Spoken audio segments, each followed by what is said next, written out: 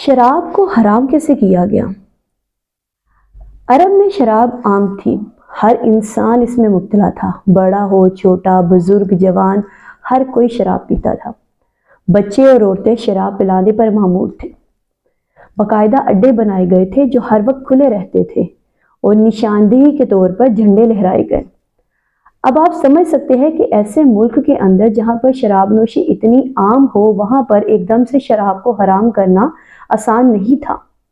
ہوا یہ کہ ایک صحابی نے نماز میں قرات کے دوران کچھ الفاظ غلط ادا کر دیے، تو سورہ نساء میں یہ چیز بیان کر دی گئی کہ نماز کے لیے جب آؤ تو شراب پی کر نہ آؤ۔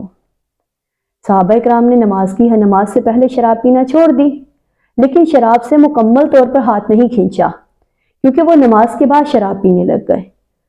اس کے بارے میں بھی ہوا یہ کہ انصار و مہاجرین میں ایک چھوٹی سی معمولی سی بات پر ایک بہت بڑی لڑائی ہو گئی، تو اللہ تعالیٰ نے قرآن مجید میں یہ ارشاد فرمایا، یہ شراب، یہ پانسے، یہ گندی چیزیں ہیں، ان کے قریب مت جاؤ تاکہ تم فلاح پا جاؤ۔ جب صحابہ کرام نے یہ خبر سنی تو انہوں نے شراب اور اپنے شراب کے جو پیالے تھے سارے توڑ دیے۔ اتنی شراب بہی کہ مدینہ کی گلیاں شراب سے بھر گئی اور ہر کسی نے شراب کو ہمیشہ کے لیے خیر آباد کہہ دیا۔